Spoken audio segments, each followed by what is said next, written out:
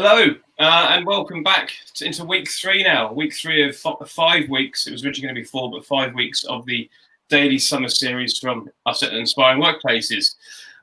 Hopefully some good news coming out of Oxford University today with regards to the development of the vaccine, so we can try and all get back to some form of normality, whatever that might look like.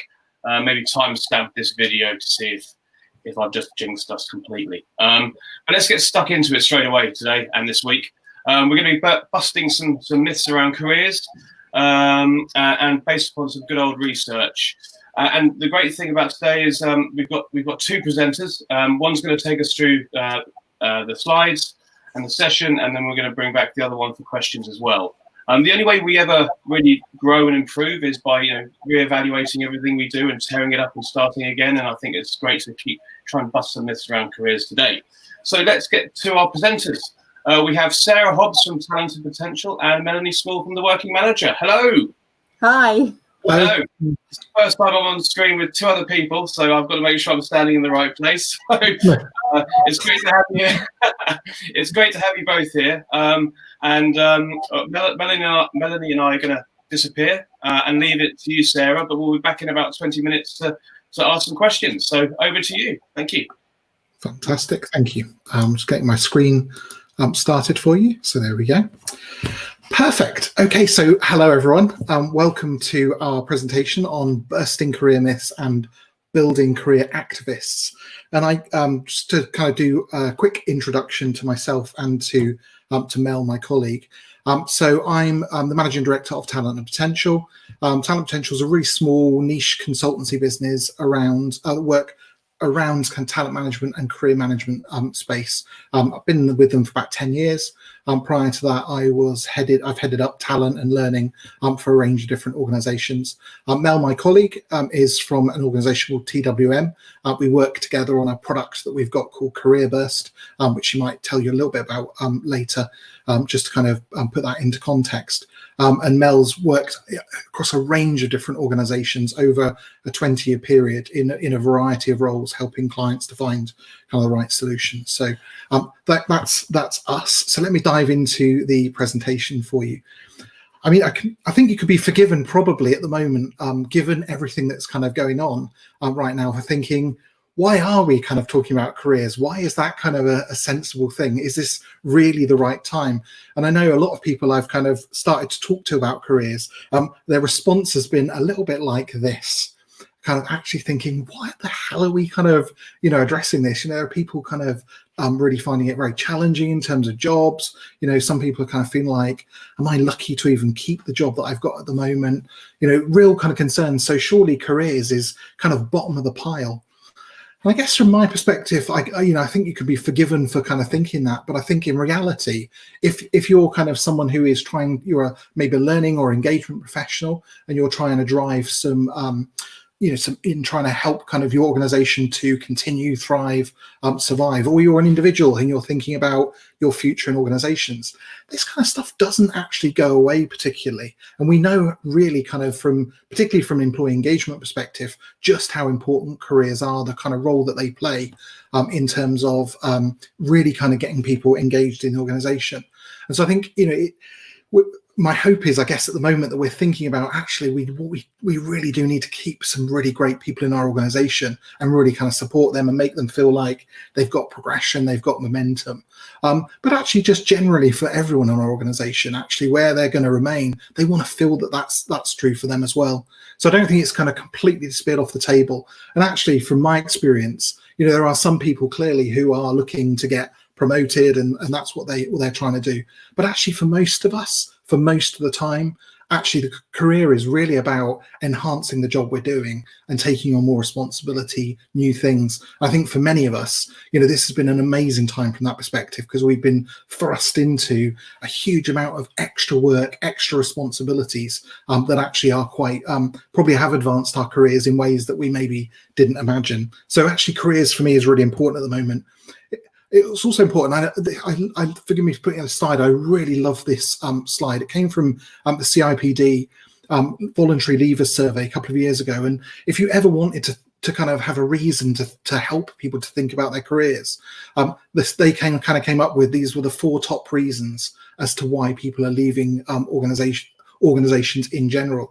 And I think it's just really interesting that 3 of the top 4 reasons as to why people are leaving relate to careers, and actually can be resolved by careers and by helping the individual with their careers, but also potentially their manager kind of supporting them with that. Pay is obviously there. We'd expect that to kind of see that as well. But actually careers are quite significant. And I think for me, certainly kind of over the years, having delivered to thousands and thousands of managers, to thousands of individuals, supporting them in their career and helping the managers to help their team members with their careers. I think there's something about the dynamic of helping someone with their career that actually creates a loyalty that you get in very few other ways. Most of the time when we're helping people and offering them support, we get something back. Career is kind of the place where actually quite often, personally, I'm probably going to get very little out of that actually. But the person I'm working with is going to really benefit my team member, kind of whoever that is. And so actually it's really kind of, it's something that I think, because it has that kind of air of altruism to it, actually, it can lead to incredible levels of loyalty and people be more likely to stay.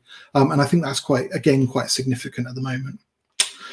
So I think it's important, I guess, but I guess the question for most of us is, so how do I do that? How do I kind of help myself? How do I help my organization? What can I do?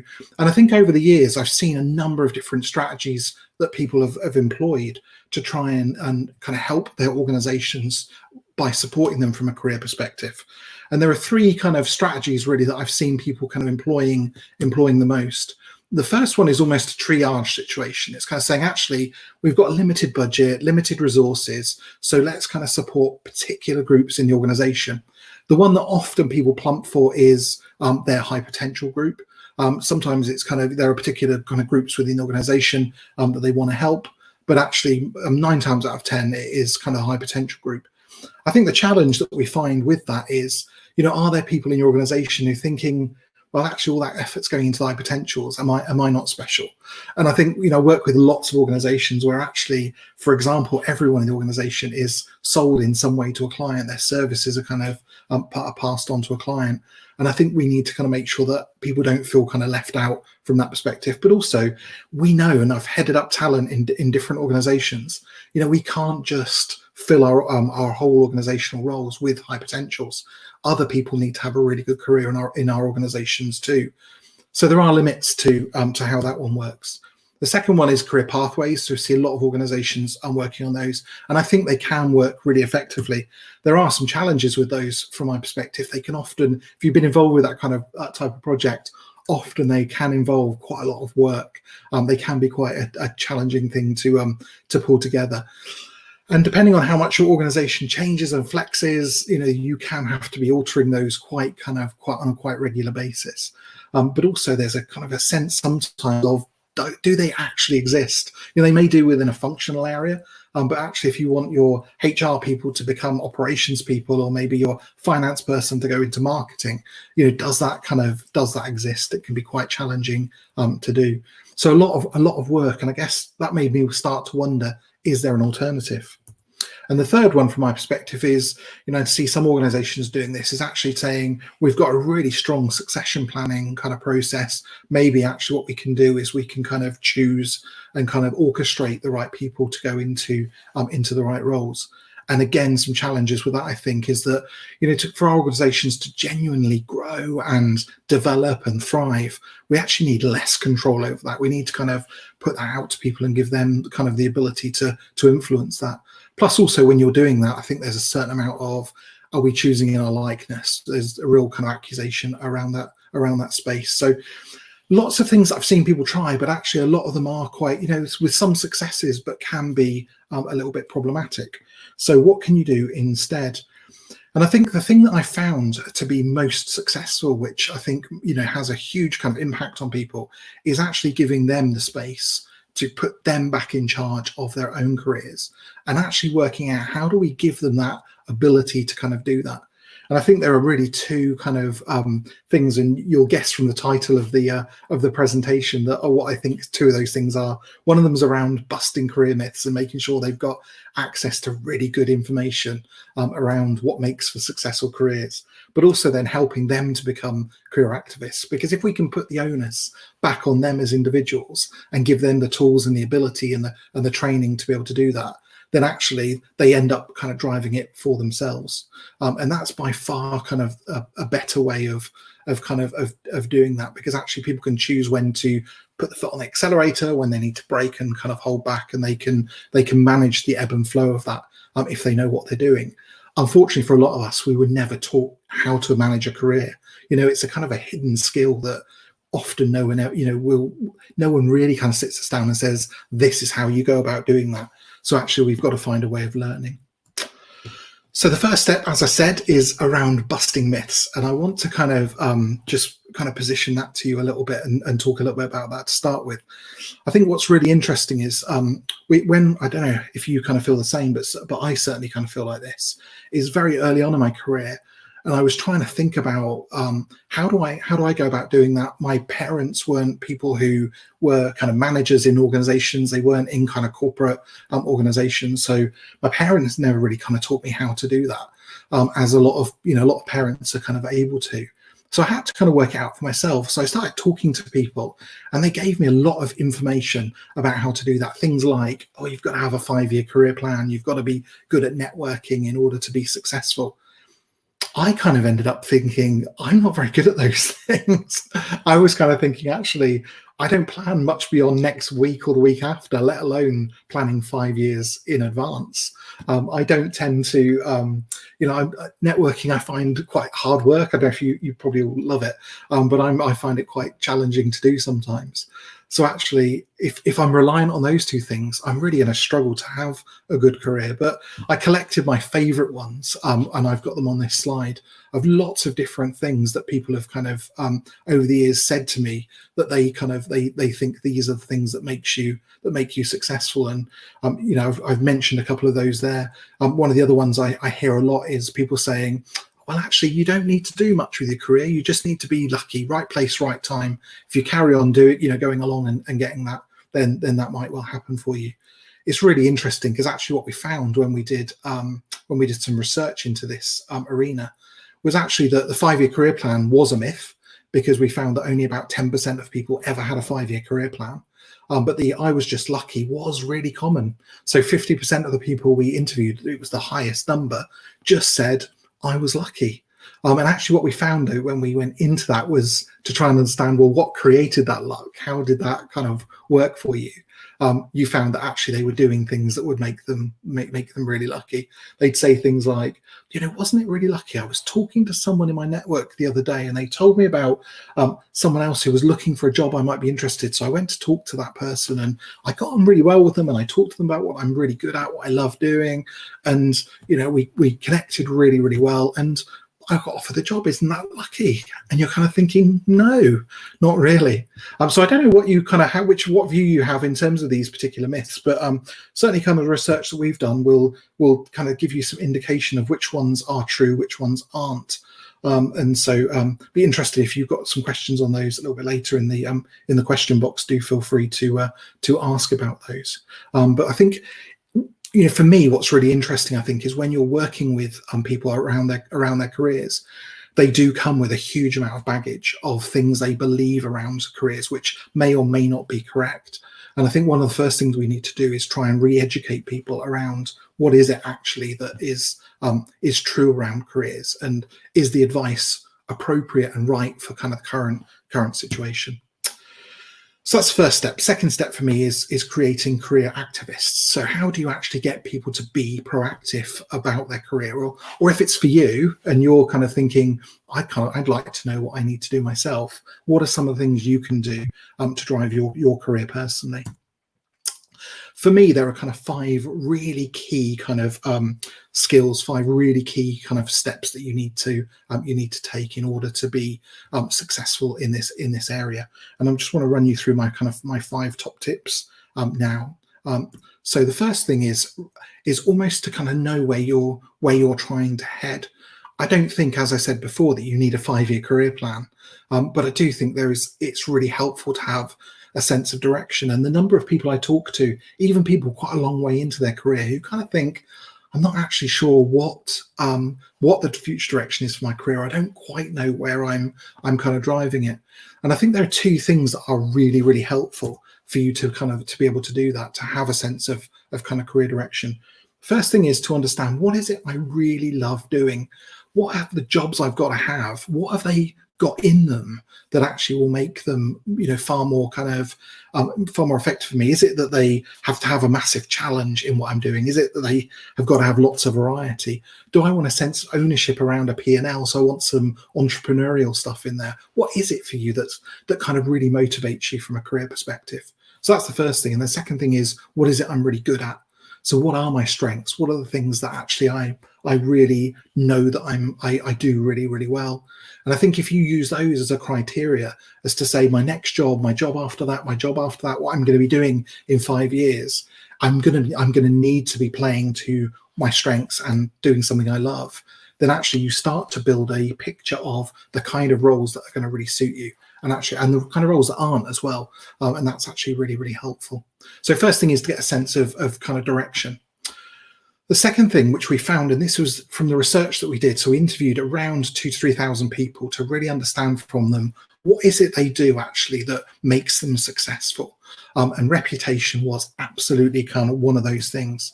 What we found from the research was that a third of people found jobs based on reputation. We thought it would be networking. So we were perfectly prepared for people to come back and say, I found out about all the jobs that I've done because of my network. And actually, we found that wasn't true. The network was somewhere around 10, 11%.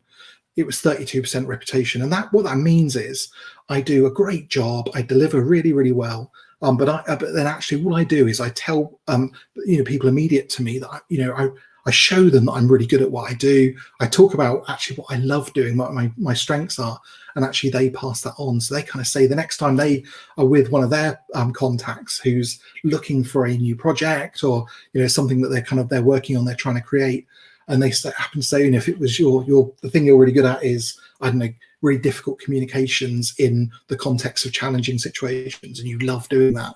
And they say, actually, we've got this doozy of a project coming up that's really going to be quite difficult. And actually, there's that person who loves doing that kind of stuff. And so it grows. It was really interesting. Reputation, it plays a really huge kind of role in finding really appropriate jobs. Then it's obviously making use of career opportunities. So it's really interesting the number of times I talk to people about the wasted opportunities they've had where, had a good opportunity to talk to someone or kind of interact with someone, and they've just wasted that time. It's really interesting when you find, it depends on where you are in your career, but when someone much, much more maybe senior than you kind of comes and talks to you about actually, how are you, how are things going, what are you working on? I know certainly from my experience that a lot of people I speak to fall into this syndrome. They'll often say, "Oh, I'm fine," or "Oh, I'm busy," and you're kind of thinking, I'm not doing this for my health. I'm trying to find out what's the talent in my area. What is it that people are kind of, what are they doing? What are they good at? What are they working on? What do they enjoy? What energy is there? That you're trying to find out all sorts of information. And the "I'm fine" or "I'm busy" answer really isn't that helpful. So it's about kind of being open, being ready to say, when someone says, "How are things going?" rather than saying "I'm fine" or "I'm busy," saying, actually, the project I'm working on at the moment is absolutely fantastic. We're delivering some brilliant stuff, or, we're ahead of schedule, or looks like we're just about to come under budget on the project. Just that little bit of extra information can actually be quite impactful for the people around you. So it's teaching people to know how to kind of respond in those situations. The fourth thing from my perspective is the derailers. When I was heading up talent for one organization particularly, I noticed this was my first kind of head of talent role, and I noticed that there were a lot of people who were considered high potential by the organization, but when you kind of went out to try and help them to find roles, there would always be this thing that happened. There was always a "yes, but." It's like, they're really, really good, but I can't hire them into this role or put them on this project for this reason. There was always a kind of a reason that underlied that. And so for me, actually, a lot of the work I did with particularly with my high potentials, but more broadly since, is trying to help people to understand what is the yes but point. What's the thing that actually is stopping people from really kind of engaging you on some of those really interesting projects? And oftentimes that is kind of helping them to get some good feedback from other people, get some support from other people. But it really is about kind of finding the yes but. And then the final thing is a really interesting one for me. It's about the frequency with which you take action on your careers. I know a lot of people who they're absolutely phenomenal, and they put their organization first every time. And when they get really busy, when they're pretty occupied, career goes to the bottom of the pile, and actually they focus on all the other work they need to do.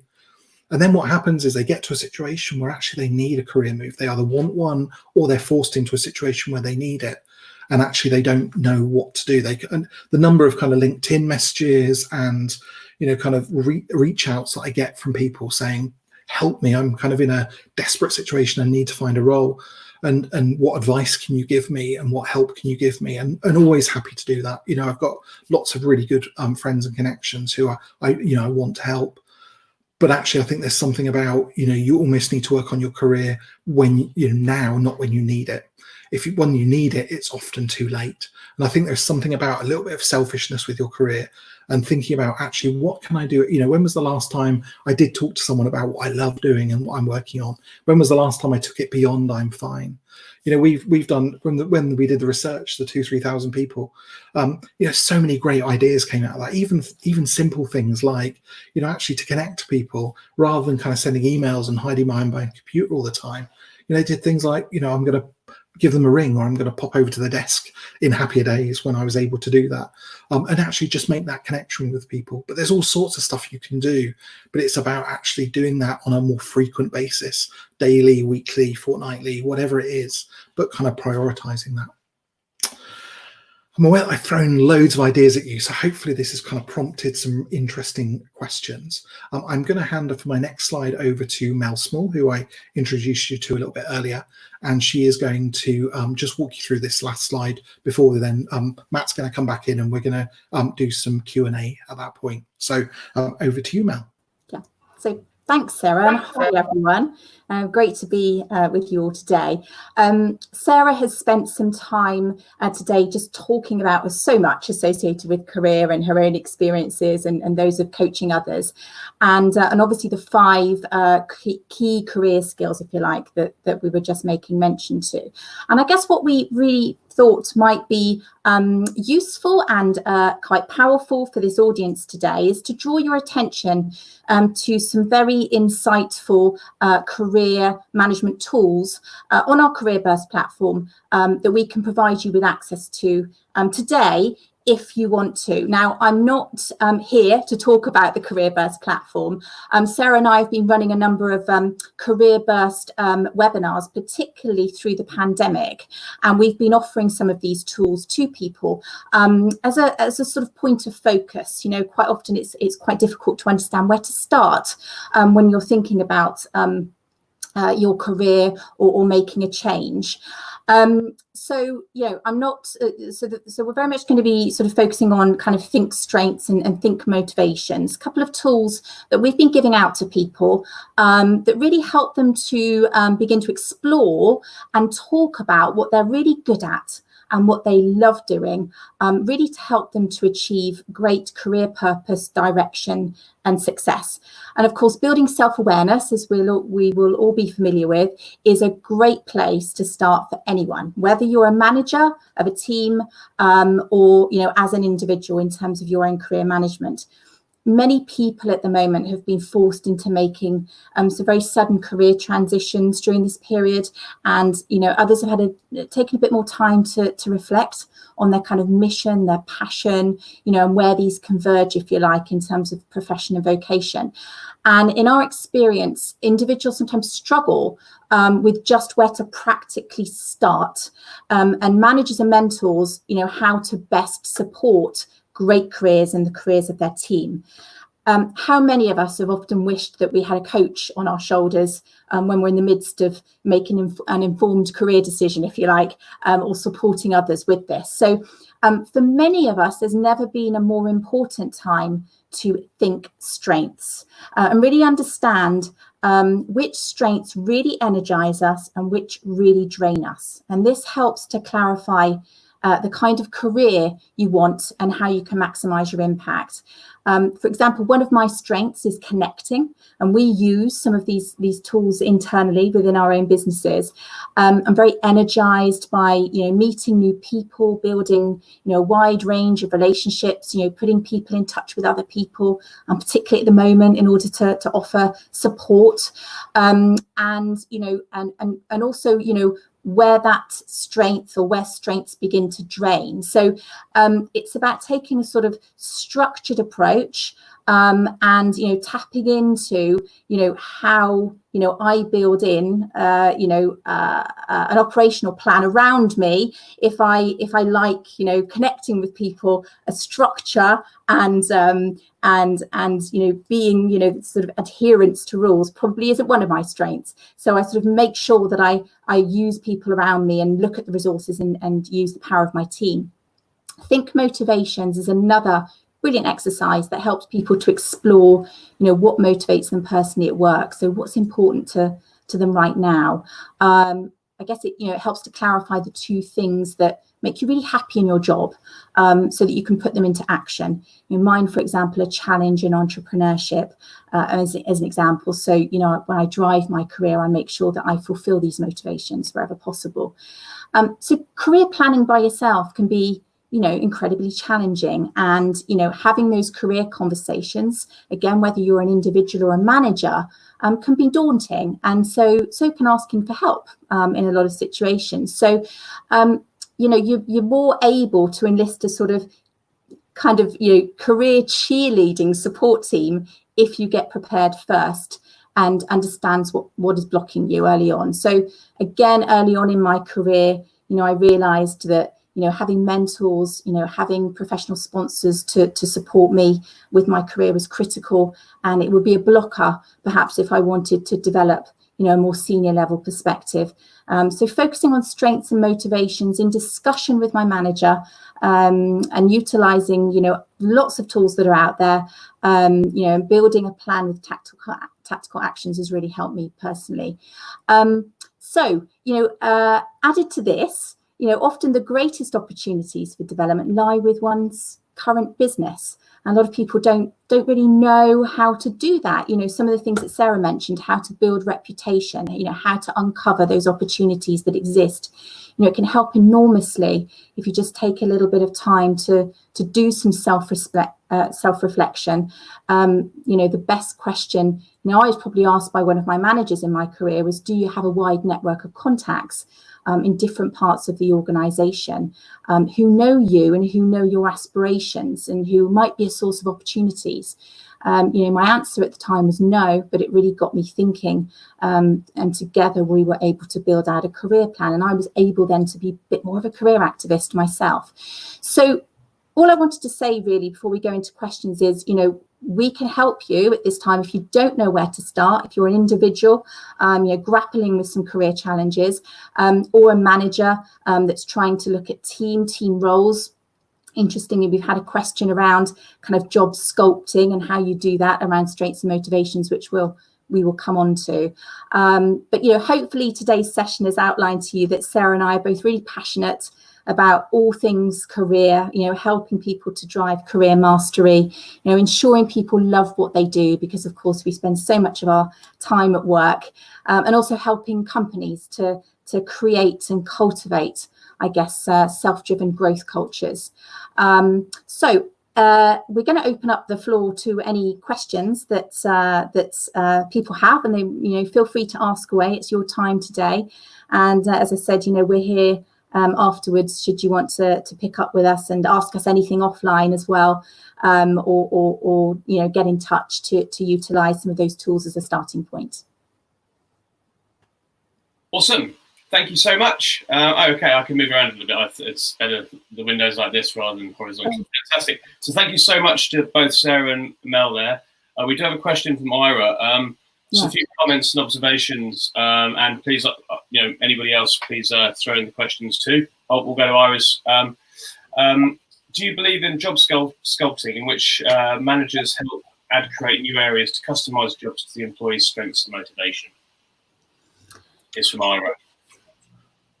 Sorry, Matt, I missed that question. Could you say that again, please? It's on the screen as well, hopefully. So, do you believe in job sculpting, in which managers help create new areas to customize jobs to the employee's strengths and motivations? Yeah. So, I mean, personally, from my perspective, in general, yes. I think that often what you find, and I think if you can do that, if there's a kind of role you're trying to kind of fulfill, and actually you can see what the strengths are that you kind of need for that role, and there's someone who fits to that, then actually that's a really helpful kind of combination. And apologies if this kind of cuts across too many people. I have a little bit of an interesting view, I guess, around kind of competencies and strengths from that perspective. There's almost kind of a sense sometimes if we create a profile from a kind of competency perspective or a strengths perspective, even sometimes, that actually that means, are we saying that people with a different set of strengths couldn't also do that role? So I think that sometimes kind of that's the only thing I would kind of take into account. But I think if you can get that kind of match of, the kind of the right role with a good set of strengths that are really appropriate for that role and the right person all working together, then I think that can be really, really effective.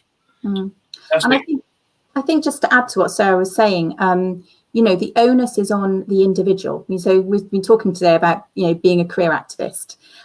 So yes, it's about, a manager or mentor providing that support. But I think it's very much around, getting an individual to feel confident enough to be able to drive a discussion and knowing actually what their strengths are and what their what their really deep motivations are, and feeling able to discuss that, on a really regular, ongoing basis with their manager. And I think from there, you can begin to look at sort of tactical plans and ideas that you can put forwards in terms of enrichment exercises, perhaps projects they want to work on, before almost creating a new job role for that individual. So looking at opportunities across an organization, even if it's a smaller organization, what else can they get involved with to really test out those motivators?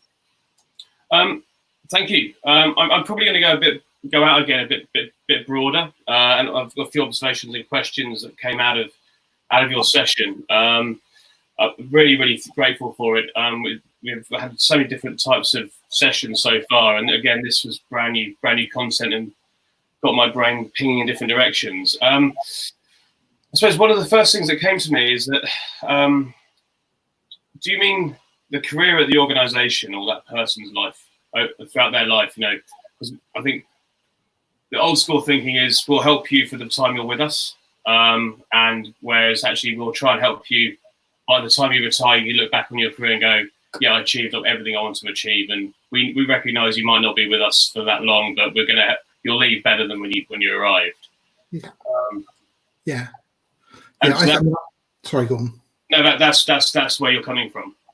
Yeah, very much so. And I think, there's absolutely. And I think my aim is really that you just keep trying to add value and add value to the individual for all the time they're with you, even at the point where they're, they're thinking about kind of disappearing. I think, because I think, 80-90% of career opportunities do happen in the job you're in.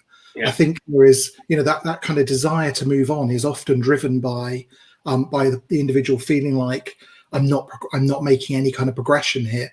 And actually, if you can understand their strengths, you can understand what they're trying to drive at from a career perspective, and actually you can offer some opportunities within their job that help to do that, then brilliant. I think you can continue. But if they do decide, actually, no, it is the time to move on. I really do. I think there's a maturity in an organization that kind of says, actually, it's right sometimes for people to disappear out, and actually we handle that so well that actually at the point where we really need someone like that back in, we're really able to kind of get someone back in, and hopefully over that time their strengths have grown, their experience has grown, their knowledge has grown, and we get even more benefit from it. So I think it's something about doing that right to the bitter end is actually quite powerful.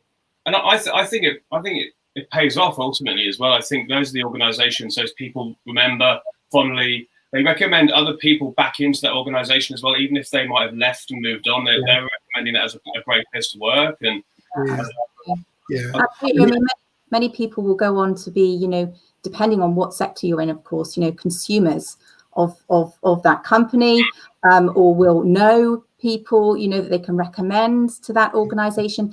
I guess I'm talking from experience in terms of I have been a boomerang employee myself. So I have got to a point in an organisation where I probably, done sort of 3 or 4 different roles where I was growing earlier on in my career, then wanted a little bit more global experience and some experience of kind of divestiture projects and some other experience that I definitely wanted on my CV.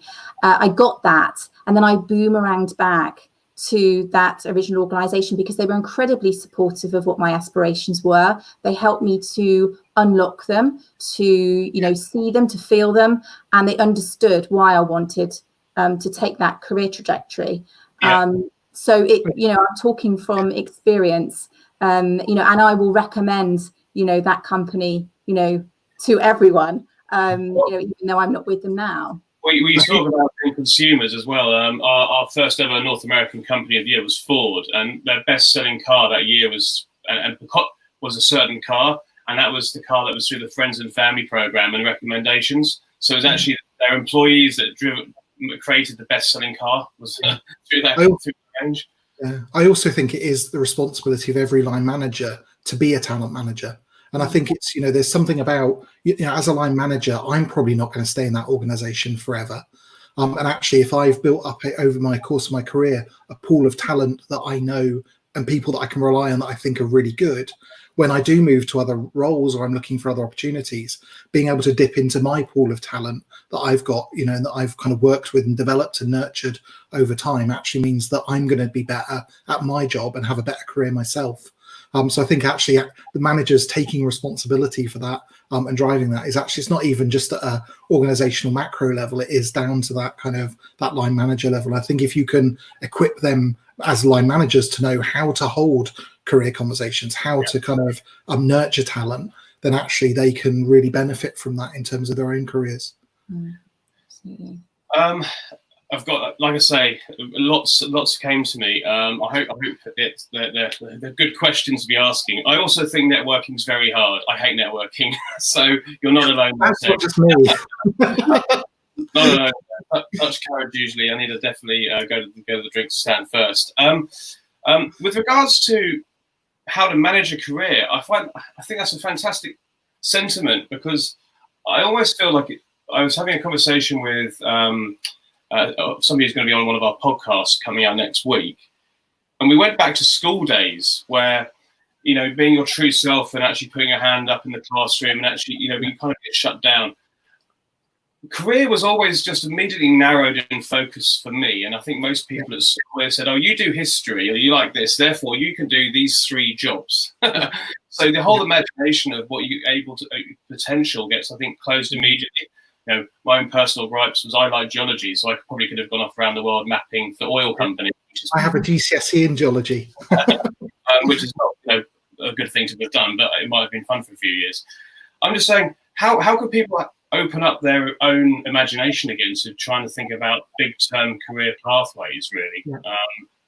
Do I think so actually that reference back to schools is really helpful when we're, because obviously not everyone has access to kind of a strengths tool or kind of whatever, to actually work out their strengths. And I think that's a really abstract exercise, to try and sit down and kind of work out what are my strengths can be quite a difficult thing. So one of the things we do a lot on our workshops is to help people with that process, is actually to say, what is it that you were really good at when you were younger? As a kid, what is it you really enjoyed? What is it you were really good at? So things like, maybe you were the kid who always handed their homework in first.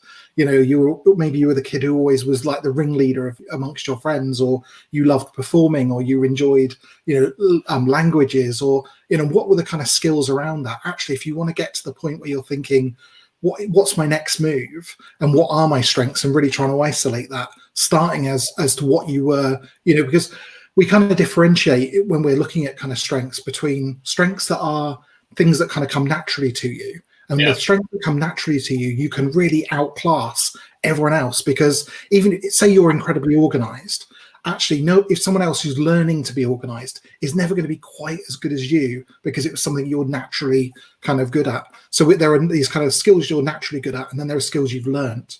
And actually any kind of role you take is a combination of both. But the more roles you can take that play to your naturally occurring strengths, actually you'll be really, really good. And I think it's interesting, isn't it? Because I don't think it's interesting how kind of AI and kind of machine learning is developing, so that, I think we will get to the point where you can go, here are my strengths, what kind of role is appropriate for me, or what kind of what is it that kind of other people do who have similar strengths to mine. But what we kind of say to people at the moment is, actually what you need to do is use your network as almost like a Google search engine. So actually, by going out to your people, the people who care about you, will help you with your career. By going out to those people and kind of saying, look, these are the things I really love doing. What do you have in your department, in your area, in your organization that you think might be appropriate for that kind of blend of strengths? And that's actually by far the best way of uncovering what there is in organizations. It's almost like you're trying to create a bit of a map, or a landscape map at the level you're at, or the level you want to kind of move to say what is out there that is appropriate for my particular kind of blend of strengths.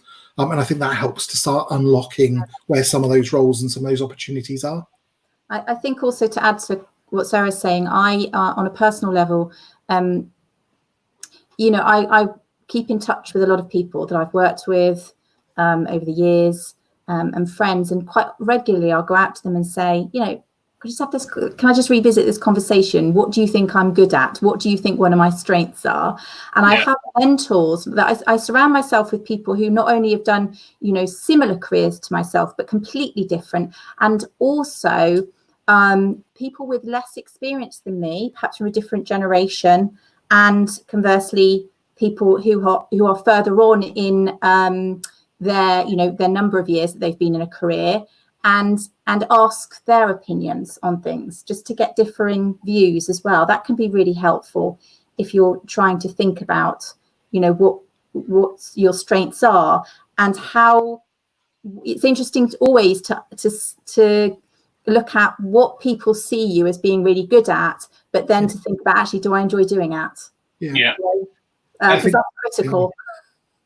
Yeah. The other thing that's just really interesting there, so apologies, Matt, if this is a total plug, but in a couple of weeks' time, I've got a webinar I'm running on called Loving Your Weaknesses. And actually, I think there's also something about understanding, actually, what am I not so good at? Because sometimes your strengths are a byproduct of the things you're bad at. So I think it's also kind of I was talking to someone in procurement a couple of months ago who was really kind of upset that one of their weaknesses was that they weren't very diplomatic. And I was kind of saying, well, actually, that's a really good thing, because, sometimes you have to have really awkward kind of commercial conversations. And if you had an ounce of diplomacy, actually, you probably wouldn't get half the good deals that you get out of the various suppliers you work with. Not that that's a hint to anyone. That's fantastic. And I think also you can't bury your head in the sand. One of my biggest career mistakes back in the day was just literally ignoring the stuff I was bad at and wanting to do the good stuff I was good at. And it just, I didn't go anywhere, because they'll always pull you down. I think there's about 3 other things I wanted to get to, and this is by far our longest conversation afterwards, after a talk. So, and I could probably ask you lots of questions. So definitely speak with Melanie and Sarah after this, because I'm going to be doing that too. How do you find out what energizes and drains you? Is that self-reflection, or is there a way of doing that? Because I've had to go through that process, running a business. What I've done, this energizes me. It energizes our team as well. We're very lucky that we're doing this every day for the first 5 weeks in workplaces.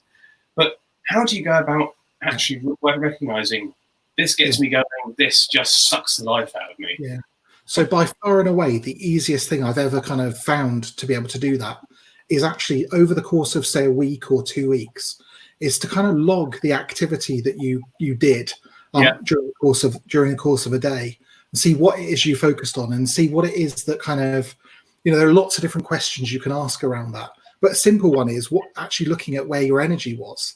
So actually it was, the stuff I was doing, was it stuff I was doing because I really liked doing it and I really enjoyed it, or did I just have to do it? And were there things in there that I actually really kind of felt like I bounced off afterwards? Or were there things in there that I thought, I'm quite good at that, but actually I didn't really enjoy it at all? So I think it's actually kind of pulling together what activities you're doing and using those as kind of because I think it's, again, as I said earlier, it's a really abstract thing to just sit down and think, oh, what energizes me, what drains me. I think actually having some activities you've actually done is a really kind of useful way of doing it. And if you really want to understand what it is that drains you, quite often actually it's the things left on your to-do list you never quite ever got round to doing. Are the things probably that you're just procrastinating on and putting off because you don't feel particularly any energy towards it. That's a very, very good tip. That is just, that's your list of things that drain you there, right there, the ones that are still on your list. Yeah, absolutely. Yeah. Mel, do you have anything to add at all? Or? Yeah, so I mean, there are lots of different tools out there, and many of our audience would have, done, lots of different self-reflection exercises over the years. I think, there is a simple tool that I made reference to, that we're happy to share. We are doing this and truly in the spirit of supporting people at the moment, where you have, key strengths, and it's almost like a card sort exercise. It's very intuitive. And you come out with, top, 3 to 5 strengths that really energize you, strength drainers, and then, weaknesses, which, are not necessarily an area you want to focus on. But I caveat that with, clearly if you're thinking about starting your own business and there's only going to be one of you, you do need to focus on perhaps, what we're, very much be aware of what some of your weaknesses are, if, depending on the business structure that you're going for. But definitely, looking at how you can compensate for those weaknesses through, the team. So, for example, at TWM, when we, go forward with projects, or when we're looking at, something that we want to achieve, we're all very open and honest and share, our strengths and motivations exercises between the team, just so that we can sort of balance out tasks and, look at things that we're really energized to do, and we're going to, do it in a really effective way. So simple sort of card sort exercises are really helpful and really get to the nub of, as I said, the top strengths and the ones that drain. And don't focus too much on your weaknesses unless you want to be a perfectly average individual. It's all about drawing out the strengths. Yeah, absolutely. So two things. I lost more, but I'll choose these ones. You talked about reputation, and I'm just wondering, is that different to personal brand? And if so, why and how you can build it, and how can you build reputation if you're not necessarily comfortable with putting yourself out there? Is it just the quality of work that you're producing, and it doesn't matter? Yeah. So in my mind, it is different. I have to say, I'm a bit of a pragmatist, and so actually, career brand, from my perspective, is more about what is it that I really am good at that actually I want people to know about. Whereas I think personal brand often is a much deeper issue. It's kind of people really trying to understand and align their world to their values. Actually, what I'm saying from a career perspective is much more expedient. It's kind of really about actually what is it that people are going to kind of be buying, if you like, if they hire me into their team. And so, that's for me the kind of the difference. I think in terms of reputation, it's interesting because, and when you start talking about brand, people get into the whole kind of debate around, is this style or is this substance? And actually it feels very ephemeral. It's kind of, it's pink and fluffy. It's not real. But actually, I think from my perspective, if you, where was I going with that? I was going to say something there that's gone out of my head. What was the question again, Matt? My brain went dead there for a second. We've got something that opinion on it. You can come back to it, but it's around basically reputation, personal brand, and is it about the way to work behind it, or and putting yourself out there as well if you're not comfortable doing that. Yeah, no, absolutely. So I think if you're no. I think if I step in, so remind you, I know I'll come back to you in 1 second. it'll come back to you. So reputation is about what you want to be known for. I think a lot of people think that building reputation is putting yourself into awkward networking situations that don't appeal to your style and learning preferences, and it is far from that. It's around, how can you help others? How can you network with others to help build your reputation? What do you want to be the go-to for? And I think particularly if you're in an organization, again, looking for projects and looking for ways in which to work perhaps with teams across different departments or across different functions, where you can utilize some of your strengths and, be the kind of person that individuals want to tap into for a point of view and an opinion. So it's not about forcing yourself into situations where you don't, you feel that you're put on the spot and you feel that you have to brand yourself and, talk, provide a sort of elevator pitch, if you like. It's more a sense of being and what you enjoy doing, what you want to be known for. Yeah. And to the point that it flooded back to me in that kind of distinction between style and substance. I think actually, I work with a lot of people who really aren't good at kind of putting that across. And actually, often I say to them, look, your work stands on its own. If you do a really, really good job at the work you do, there's something about kind of having enjoyed the job that kind of overflows from you. And actually, it's not about kind of bigging yourself up. It's about, when you've really done something you're very proud of, talking to people about the project you're working on and how it's been delivered and the results you got from it, and what you really enjoyed about it, rather than trying to make up something that you're going to tell people. It's literally just part of your ongoing work is to kind of say, I've loved doing this. We're really proud of this work we've done, and I want you to know about it. And actually, when you look at it through that lens, actually it becomes a much easier thing to do, because half the time you feel that's really difficult, because actually I'm not sure that I feel like I'm boasting. And actually, if you're talking about something that you're really proud of having delivered because you did a good job, a lot of that kind of boasting feeling kind of disappears away. And I think that ties into an observation I was going to make as well, was around the short-termism, and we were talking about career and then actually pathing it. Yeah. Actually, that reputation builds, so stop thinking about the next immediate step, because reputation builds over time, and you'll suddenly turn around 5 years, 10 years time and go, look what I've done and achieved. It'll speak for itself. Yeah. And the last question then, because it has to end, sadly. One of our chats was from Aaron Hurst, I think it was like first week. And he was talking about purpose, and if not now, when for purpose. And he's talking around that actually people are looking to build careers and have work for organisations that match their values and purpose. And I'm just wondering where you see that going, and from your perspective as well.